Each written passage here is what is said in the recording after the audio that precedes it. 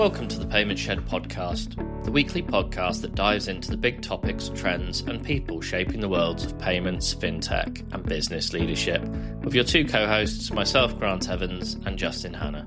Well, welcome back to the next episode of the Payment Shed podcast. Today, we are joined by Marie Walker, Open Futurist at Raidiam. Marie, please introduce yourself and tell us a little bit more about you. Thank you very much, Justin. Lovely to be here with you and Grant. So I am an open finance and smart data massive enthusiast. And I've been involved in open banking since the very early days in the UK, sort of around 2014, 15.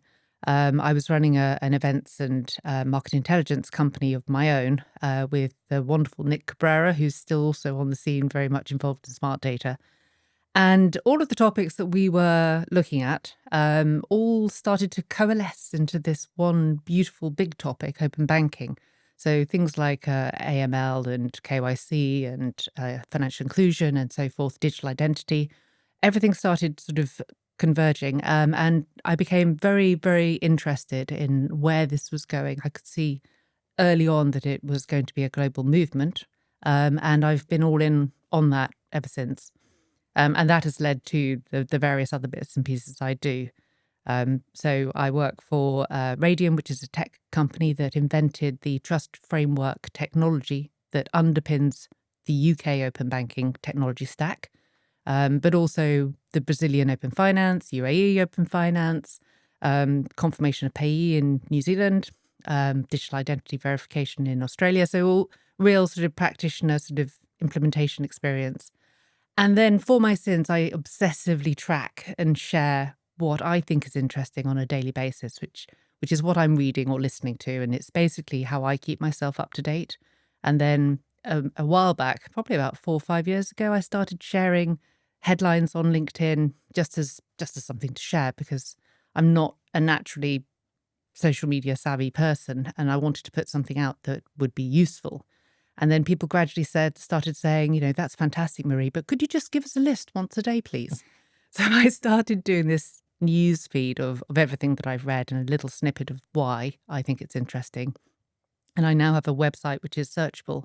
And it's a complete rod for my own back, because once you start doing something like that daily, you cannot stop. Yep. We know the feeling. Yeah, because you'd miss things. So one of the tricks is, you know, people recycle news stories quite a bit. And, you know, obviously you don't want to miss anything important. You don't want to repost something that's a thought piece that's actually old. So, yeah, I'm stuck with it now. But I mean, I love it. It creates all sorts of opportunities. And you've worn, you know, a lot of different hats, I guess, across the fintech ecosystem. So what was it that first drew you specifically to, I guess, that open finance and data part of the ecosystem? So I was at a conference in America a while ago. It was the FTX Spring Summit. And John Plowd from Pitts branded it Data Nerd Summer Camp. And that was the first time I'd ever thought of myself as a data nerd.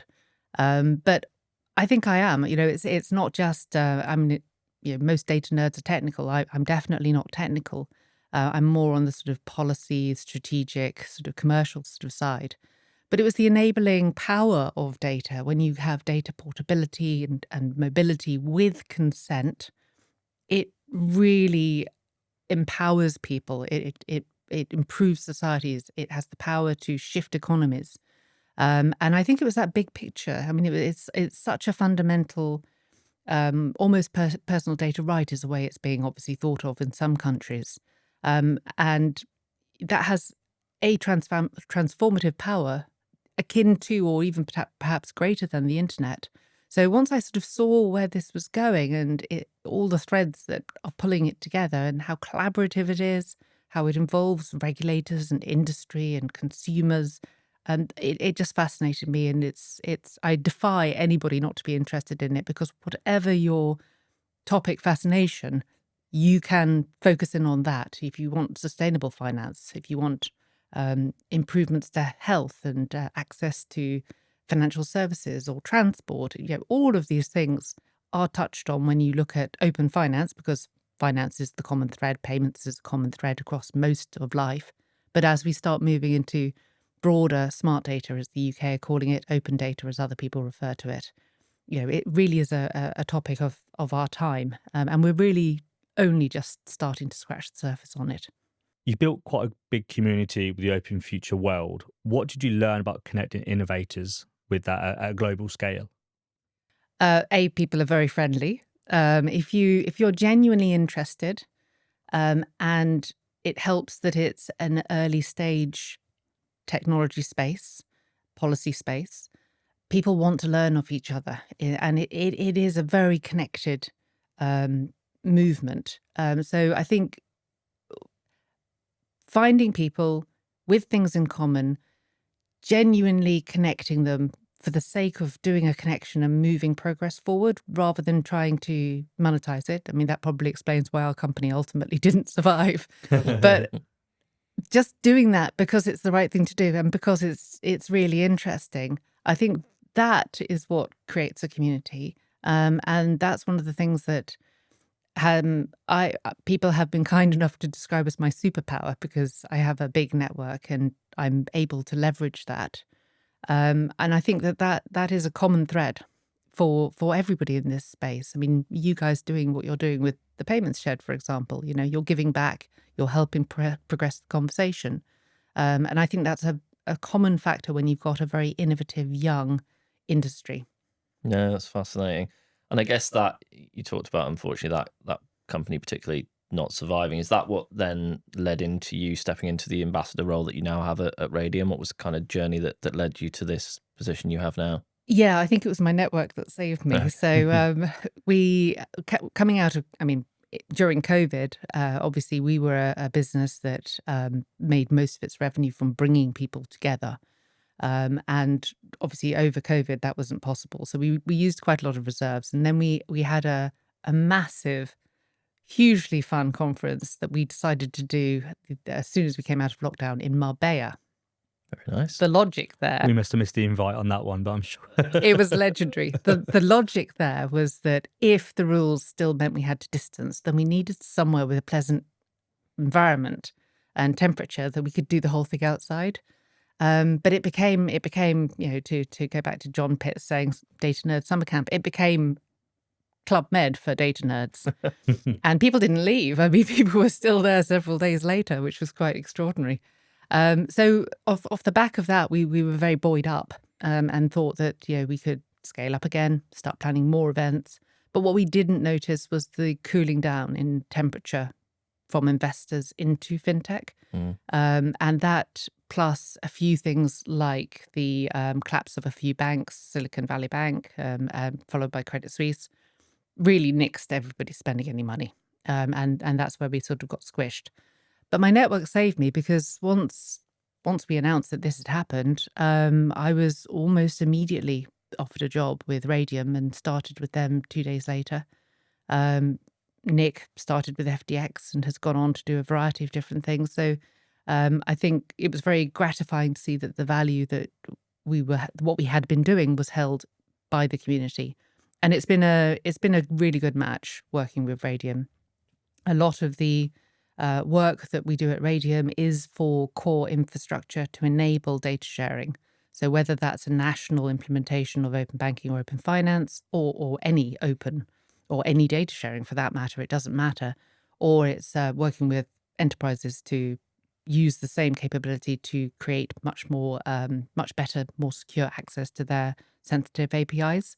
It's all about understanding who's doing what and knowing at what point they need help, whether that's just advice to get them to the point where they could feasibly want to have our technology, or whether it's an RFP for an implementation, we just simply respond. So I basically spend most of my time doing the same stuff I've always done, which is talking to people, looking for opportunities, spotting trends, and then trying to help people progress so that there's an opportunity there for us as a technology company to respond to at whatever point it becomes available.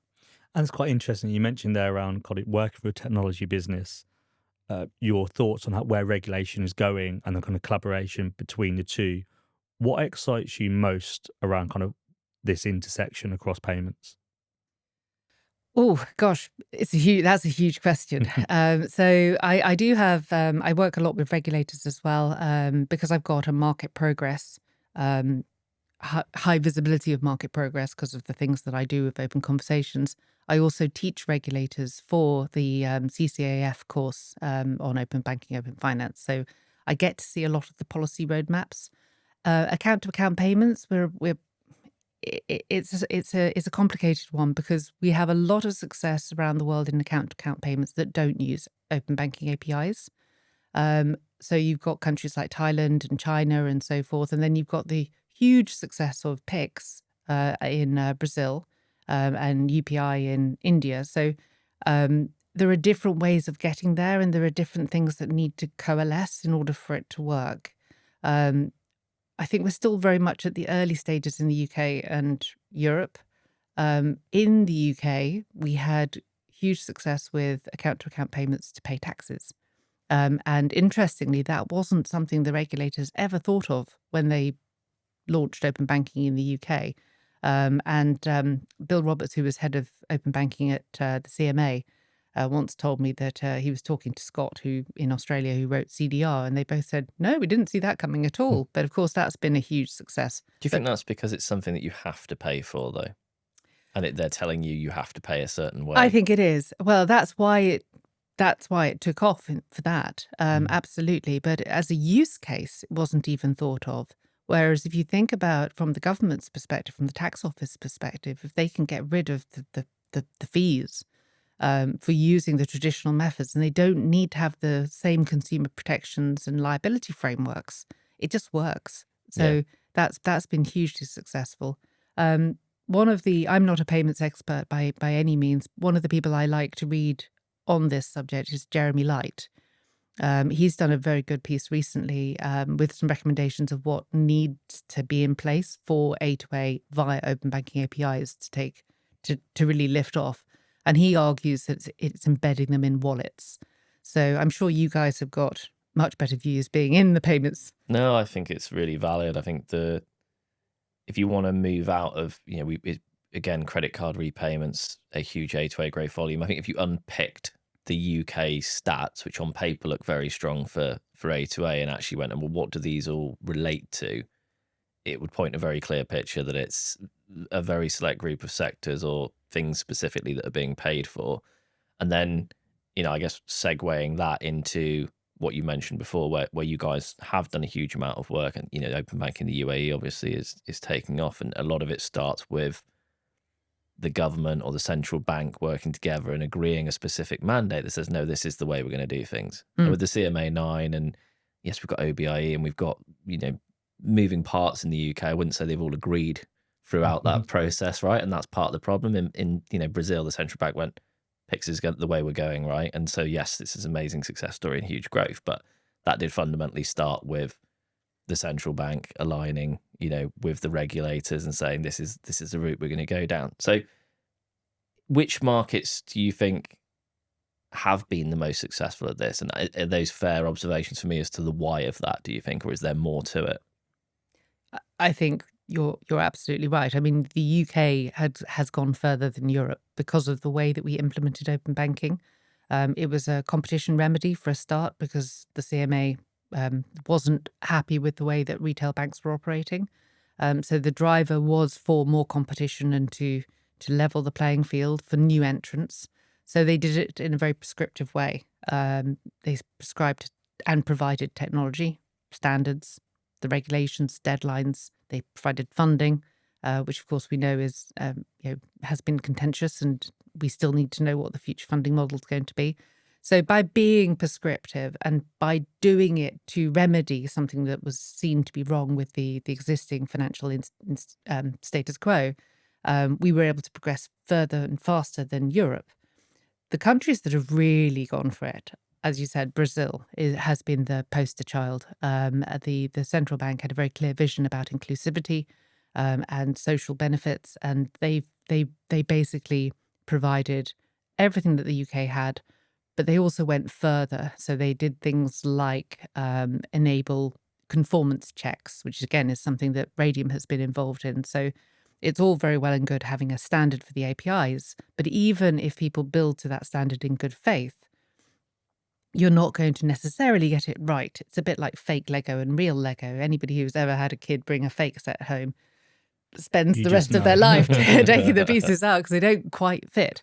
So a conformance checking program checks the APIs that are in the ecosystem against the standard repeatedly, regularly, and any that aren't in standard are suspended until they're improved. So that just means things work. So conformance has been a huge enabler in Brazil with the regulatory driver. UAE, the same thing. You've got a central bank that has a very clear vision. It's tied to a 2030 vision, which goes beyond finance. It's all about repositioning the UAE as more than just an oil state and a very dynamic, digital, inclusive, available economy that wants to be a financial leader. And because they've got the ability to be quite prescriptive, they're going even further than Brazil. So they are including all sorts of asset classes in that weren't included in Brazil or haven't yet been included in Brazil. So does a competitive market then go against us in the UK in particular? You think how many banks we've got? It's like we're getting in our own way. Yeah, but also in Brazil, like, you know, Boleto was there before, which was a horrific payment method. So the journey on Pix isn't fantastic from what I've seen anyway. It's not an amazingly slick payment method, but what was there before was even worse, right? So, and then that accessibility to the unbanked, you know, populace that you talk about as well. I mean, that again is a lesser opportunity here and in Europe. So there's some growth that comes off the back of that as well, right? yeah, I think there's a shift. So I think the popular thinking now is that you need both. You need industry engagement, you need regulatory push. Without regulatory push, you are going to have slow progress and you're not going to have the whole ecosystem participating. There are always going to be some people who lag. Talking about conformance, I had a conversation, thankfully, quite a few years ago now with the head of open banking for one of the European banks. And he said, I have APIs, they are compliant, but good luck connecting to them. And he was quite pleased with himself. We're seeing a big shift in mindset now. And I think you need that market drive and that market innovation, because that means that certain conditions are there that need to exist for success. And that is things like reciprocity and commercial incentive to actually participate in these schemes.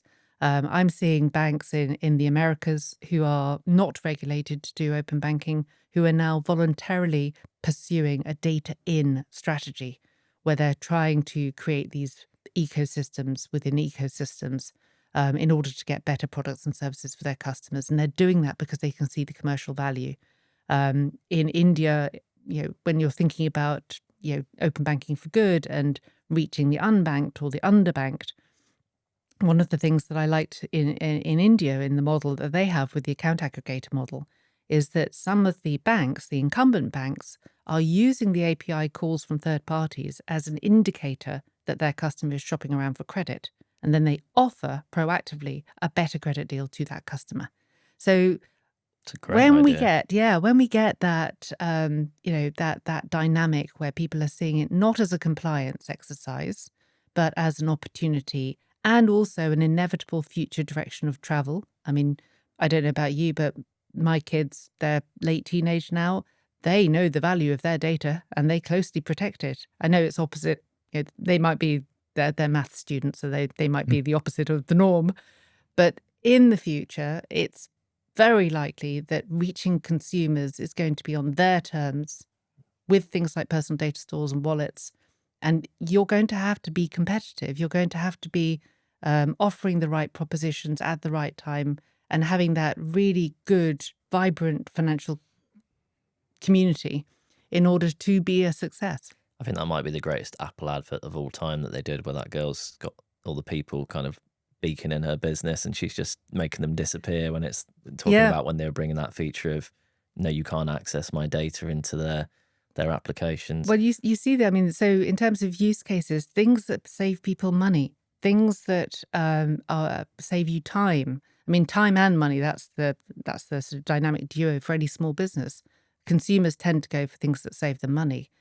But, so the Emma app, have you seen it? Because that's using open banking as a framework, right, to access all of your accounts and see duplicate subscriptions that you might have across your different bank accounts and things like that. And banks get blamed when people realize that a subscription has gone out that they've forgotten that they have, even though it's not the bank's fault. It's a cost for them because they have to keep their customers happy. So All of these things, sort of tie in. I mean, I love parametric insurance. So embedding and embedding is not necessarily open banking, but it is when you use the open banking rails to take data from the platform you've embedded in to then inform an outcome for your customer. So if you buy flight interruption or travel insurance, where you buy your flight and you've got flight interruption cover, if that flight is delayed, your travel insurance automatically pays out. I mean, anybody who's ever tried to claim on a travel insurance policy would instantly choose that provider Painful, because I got into a hell of a battle when I got abandoned in South Africa during COVID. I think it took me 11 months to finally win. And that was from the insurance company. Yeah. And they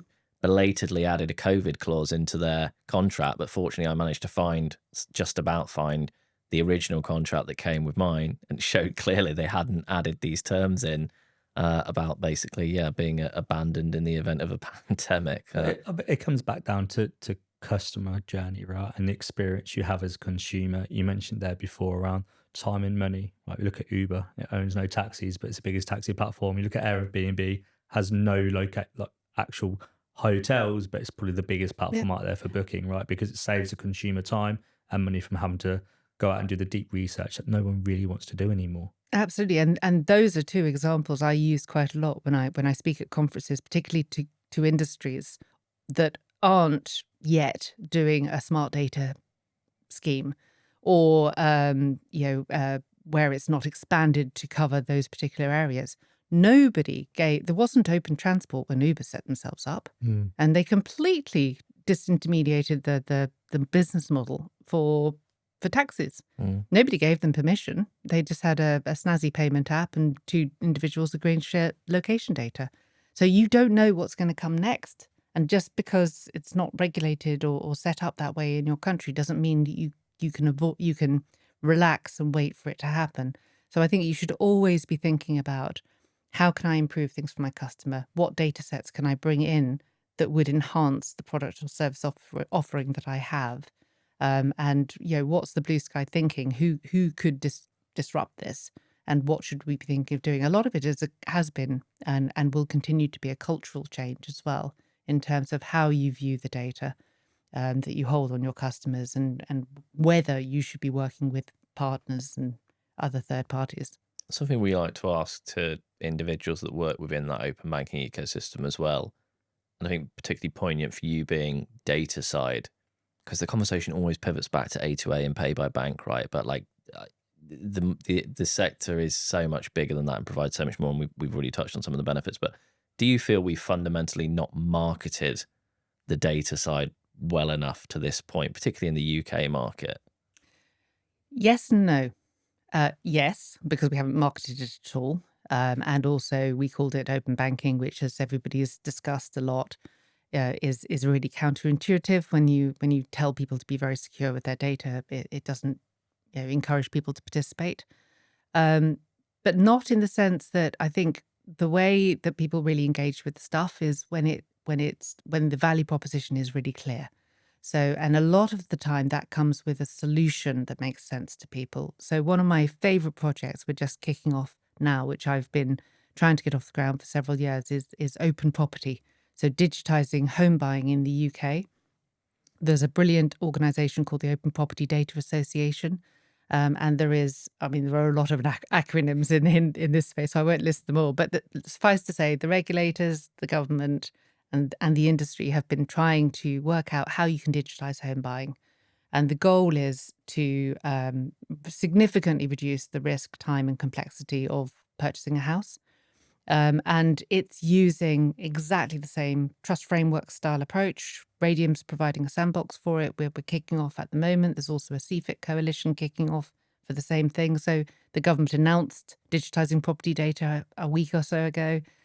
So that is one example where it just makes absolute sense for people to share their data, to perhaps pay extra for a premium service that's going to reduce time, complexity, and cost, and significantly save them hassle and money in the long run. So it's that if that became a commercial proposition, people would adopt that. It's It's a got to bit be a like top 5, hasn't it? Most painful Yeah. things to do in the UK. Exactly. Buying a My wife as house. a conveyancer will be extremely excited and extremely nervous at something like that happening when you think of all So- the paper files, right? Well, we're working with the CLC, which is the regulator for conveyancers. And again, it's looking at, this is a changing dynamic. This is the direction of travel generally for how data is held and shared and consent driven. And this as a use case is one that everybody can identify with. So I think in terms of the talking about the marketing side of it, people don't really need to know what is powering it, but they just need to know that it's going to provide a good outcome, and they need to be able to trust that their money and their data is safe. And going back to A2A, I mean, one of the things that we've seen with Pix, which is now the dominant payment method in Brazil, is that doing it over the open banking rails is more secure. So there are less instances of fraud. So once we can perhaps get a trust mark or a brand or something that's more consumer friendly to say, a bit like, cards. So cards are an example of a trust framework that everybody is very familiar with, but we don't need to know how it works unless we're all in the payments industry and data nerds. But when people see the MasterCard or the Visa logo or whoever, they trust that they can use it. Assurance, isn't it? Something like that, or some familiar process. And again, as we mature with this, the user experience, the UI, having something standardized, common terminology, a lot of work's going into this with smart data in the UK at the moment and abroad. The UAE are going to announce something very soon, which is something I've advocated for in the UK. I can't say what it is, but you'll see.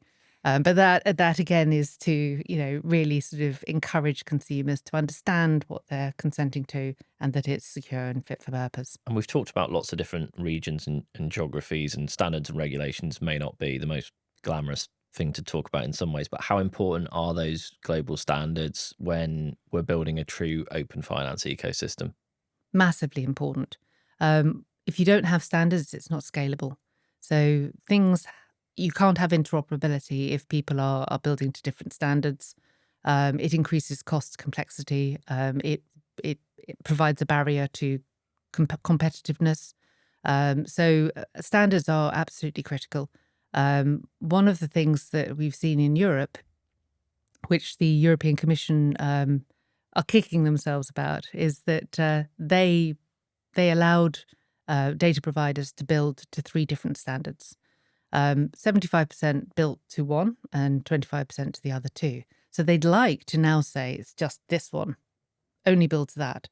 But they can't penalise those who built in good faith to the other 2. But what this means is it's increased the costs for all the fintechs and third parties because they have to supply 3 different versions of the same API. And it's not just building them once to that standard, it's all the iterations and all of the updates and so forth. The Payment Shed podcast is proudly sponsored by Tammy AI, the market intelligence and lead generation platform built for sales and marketing teams who want precision, not guesswork.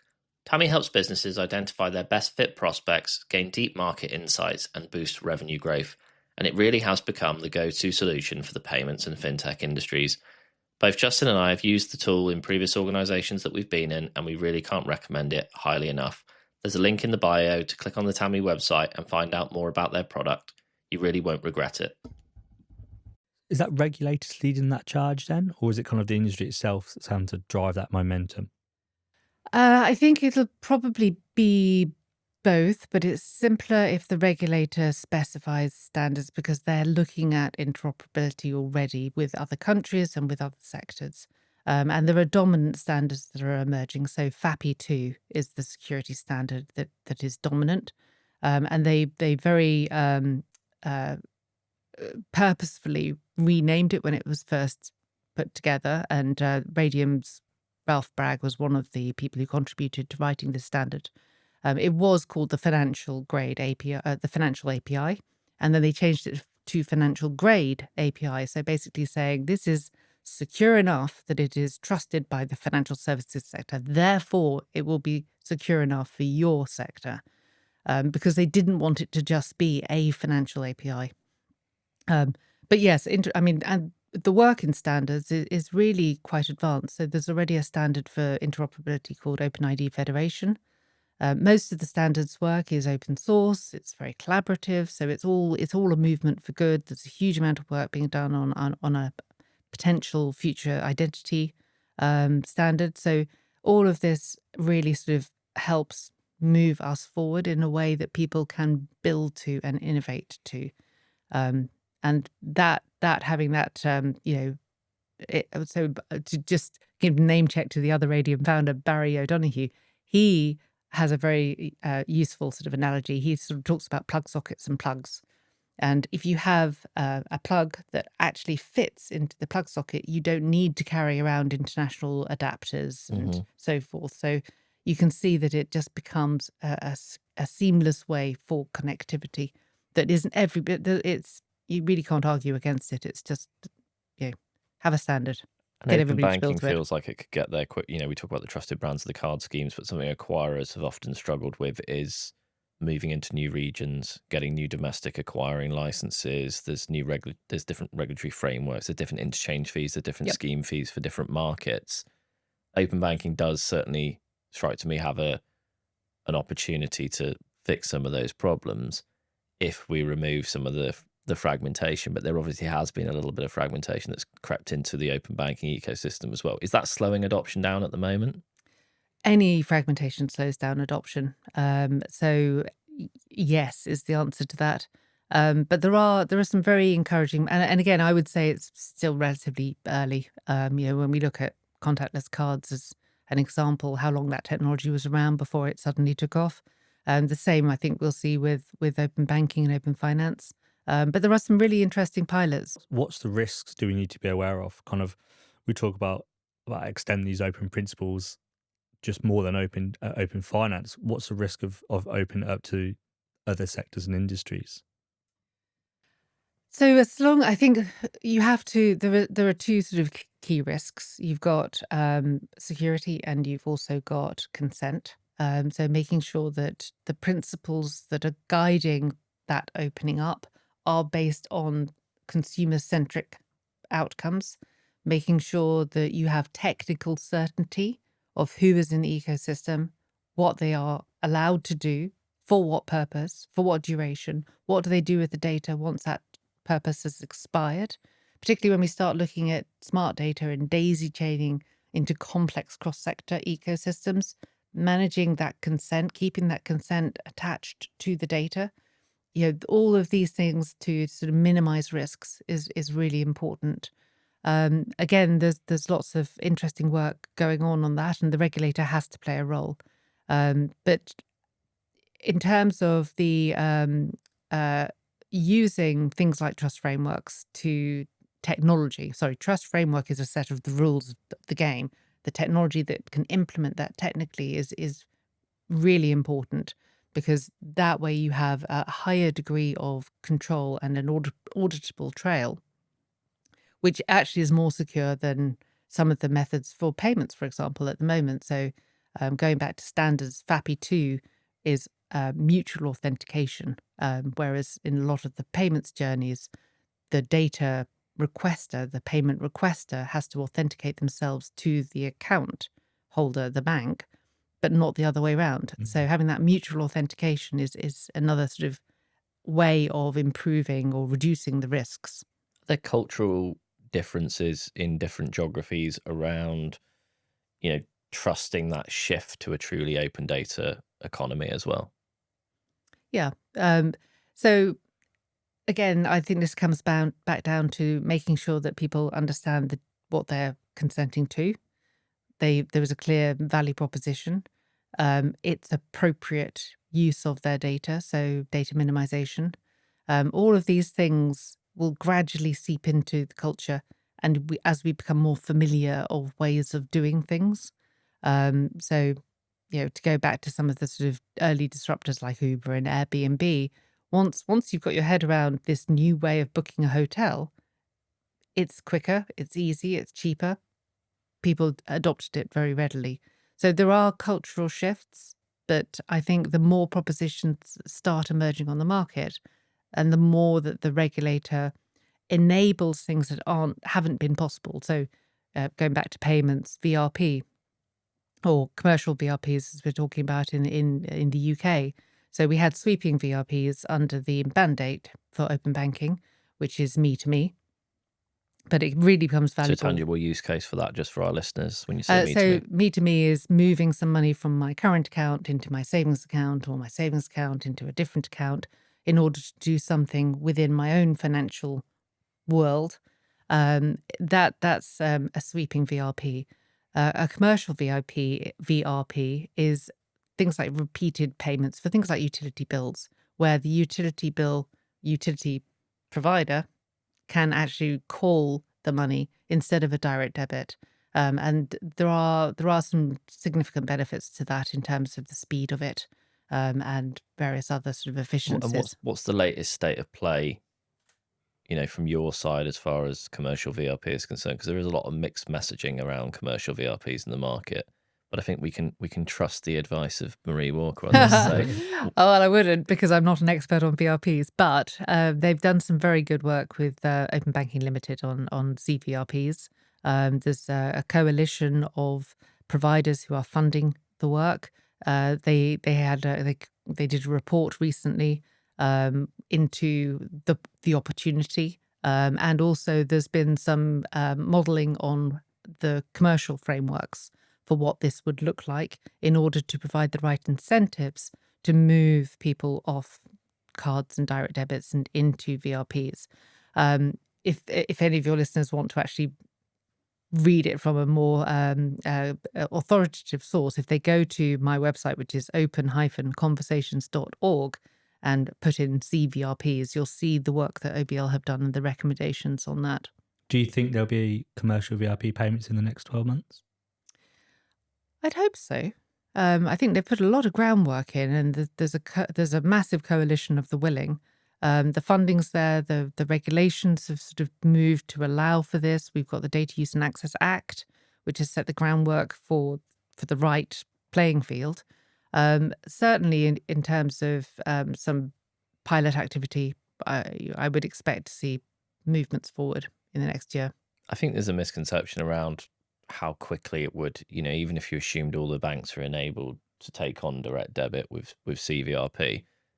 We both sold pay by bank as a payment method for many years at a payment initiation service provider. And the fundamental challenge was not that businesses didn't want pay by bank. The conversation often came back to, that API looks amazing, that would be brilliant. Have you seen all of our other systems? And how integrated something like direct debit that's been in place sometimes for 30 plus years within these orgs. And there's a team of 6 to 10 people that manage those direct debits and recurring payments. It's not just as easy as we can plug and play this thing. It's how do we then feed that into all of our other antiquated systems? I think that's a much more difficult thing to do. And you've got to have people willing to take on the cost and the disruption of doing that. And that's where I think a lot of the work that Open Banking Limited have gone into in terms of the commercial framework and the value proposition for this. I think it's still early days, but I think that's heading in the right direction. Again, going back to the early days thing, we've now got the Data Use and Access Act in the UK, but we're still looking at 2030 for the first schemes to be live. We still need secondary legislation for all of them. That takes about 18 months of consultation, redrafts, consultation drafts, etc. So it is a long road that we're only at the start of. And a lot of that stuff slips as well. So 2030 could become 2032, and then you get into a slippery state. But good way to segue into what you actually do think the big movers and shakers over the next, let's say, 1 to 3 years, shall we? Like, where is the key call outs that you see are, particularly in that open finance world, going to be the big things that we see changing in the next sort of 12 to 36 months? Oh gosh, changing. So in terms of the global movement for open banking, most jurisdictions around the world are looking at this. So we're going to see an increasing number of schemes develop across the world for open banking and open finance. That's definitely the sort of early, the first child. That it just makes the most sense. It's heavily regulated, so you've got the highest levels of security and consent and so forth, and it touches on everybody's lives.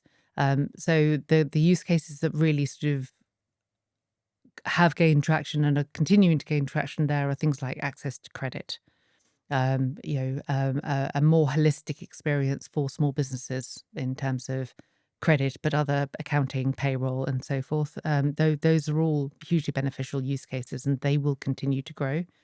In terms of smart data, we're going to see more pilots. So it's likely that we've got things in the UK like the Smart Data Challenge. We've got participants in that on the property side, the people that I'm already working with, but also transport. We've got movements towards health, agri-tech. So I think we're going to see an increasing number of pilots. In terms of other sort of beneficial movements, I'm not really sure that we're going to see a huge amount of leaping forward. I think it's going to be more iterating and testing interoperability between cross sectors and cross border, and building that sort of use case, the value sort of case. As you said, it's so slow to make these changes with either policy or with legacy systems that I don't think there's going to be any sort of instant building the car as we're driving, right? Sometimes a check needs to be written down. Check's not the right word, but you know, metaphorical check, right? Like, go to a company that's a perfect fit for this, and someone says, we need a case study customer, we need an early adopter. We will pay towards your development cost to unpick some of that legacy stack, right? It happens in other parts of the financial services ecosystem. Maybe we're not doing that enough in open banking as a vertical. Maybe that comes back down to making the trust framework, right? That no one may be taking full responsibility for owning everything from the top, and that has the deep pockets to go out and say, we're going to pick 5 people in this industry that will allow this ecosystem to work the way we hope it works, and invest into them investing into it. Yeah, so I think the UK, with the way that they funded open banking by requiring the 9 largest account holding banks and building societies to do it, that really enabled us to leap forward compared to Europe. And then Brazil, admittedly, they're very happy to admit it, they copied us and leapt forward, and UAE also. So I think that there's a huge value to that, and the UK government really recognised that with smart data. They want to be the leading entity for smart data, and they want to encourage and export that capability to other countries in the world. So getting the right political will, it's not a technical problem necessarily, it's a policy, governance, funding problem. Finding the right way to fund that sustainably, I think, is a critical factor. Encouraging more participants, and there are ways of doing that you could look at the regulatory burden on some of the smaller players and have a different tier for regulatory risk to make it easier for people to participate. Providing core infrastructure is a huge enabling factor. There are other technologies as well. You've got things like wallets and other verifiable credentials technologies that are being developed. So some of the work that we see there might start coalescing into more mainstream activities. I think for me, the way to get open banking working, like you mentioned before, is to allow your bank account to have a wallet on your phone, like you do with Apple Pay or Google Pay. Right? Yep. It's the most simple way to get pay by bank to market for consumers to understand how it works, because there's already an infrastructure of how it works today. It's nothing new to consumers. It's a wallet attached to your phone. I think loyalty as well. Loyalty is a huge benefit. Consumer protection on card scheme side, but when you look at some of the merchant categories where A2A payments will be, a huge cost reducing product ultimately, right? What's the actual customer benefit? Because if you're going to force someone to go down a clunkier journey, you're completely right about the digital wallet side of things, especially, and in contactless limits increasing over £100 now, so we're removing even more friction from that traditional point of sale journey, as it were. So yeah, that's going to be a big one. They're getting closer in Europe, obviously, with Apple opening up their NFC capabilities, but I still think we're a bit of a way off. I guess, what role is Raidiam playing then in shaping the journey of the next few years as well? Where do you guys fit into that? Thanks for asking. So various ways, and I think it's if you look at it almost like a sort of roadmap. So as a company, we're very active in contributing to standards and working groups. So we're trying to shape the direction of travel. People like myself in Raidiam are helping regulators and industry players to understand why we should be going in certain directions and what the rules should look like and why it's of value. And then ultimately the technology. So we're providing our technology for an FCA sandbox. They've just announced 2 open finance sprints, one on SME lending and one on mortgages. They already have a digital sandbox, which provides rich sources of synthetic cross-sector data from NEA1 and Big Spark are involved in that as well. And we've now provided our trust framework technology so that it's a production-like environment where you can really test the onboarding and the security and the rules. So we do a lot of activities like that, and the open property POC, again, a sandbox. And that's a really interesting one because they don't know how it's all going to work. We know how the technology works, but we don't know how to do it with all the different cross sectors. So that's going to be a really, really fascinating one to work out what we know and what we don't know. And then ultimately, obviously, we hope to provide our technology to actually underpin these ecosystems, whether that's a national ecosystem or whether it's an enterprise or a consortia. So we're very much at the sort of heart of trying to sort of the art of the possible and to do this. And our technology is proven at vast scale. So Brazil, the number of APIs calls per week that are enabled by our tech, nothing goes through our technology. No data sits on or travels through our technology. It's all shared endpoint to endpoint. But it's about 4 billion API calls per week in Brazil now. It's crazy numbers, isn't it? Yeah. Imagine that goes global, right? Exactly. So that I think is one of the sort of key advantages of a trust framework technology, because you don't, by removing the bilateral agreements of a non-trust based ecosystem, it scales infinitely. If there was one thing you could change tomorrow to help accelerate adoption, what would that be? One thing, okay. I would provide infrastructure centrally for the ecosystem. Lack of that infrastructure means that you are constrained in terms of how you can move forward. And I should, for transparency, I should say that there are other approaches as well. Obviously, I'm talking about trust frameworks. That's what I know. That's what I advocate for. But there are other methods as well that could be weighed up too. But having that enabling trust framework center means that you can have lots of participants. The barrier to entry is removed in that sense. Would that be free? No, not in my mind. No. Yeah. So I think everybody who benefits from the infrastructure should contribute to the cost of it. It's almost like a utility or some sort of levy on your business. Because the alternative, where you would have to have bilateral agreements, is expensive and it limits you. So if you're a smaller player and you have to have a bilateral agreement with anybody you share data with, you can only prioritize the minimum viable product, and then customers won't use your service because you've not got whole coverage. So if you are benefiting from the rails, a bit like a payments rail, but a trust rail, if you're benefiting from that, then of course you should be contributing to it. Well, one more quick one then, as we're talking about data and charging. Obviously, US hot topic at the moment, where data is, JP Morgan and others are starting to charge for data that we don't charge for here in the UK. Do you think that will become more commonplace in other markets, or do you think that's going to be isolated to the US? Because it does, certain parts of open banking do ultimately bastardize or compress margin for other parts of the financial ecosystem. There has to be a crunch point, right, where things do start to cost money again if they're improving processes. Yeah. I don't know the answer, and it's not a quick one to answer. So you rather naughtily led me into that one. Yeah, there needs to be a quid pro quo.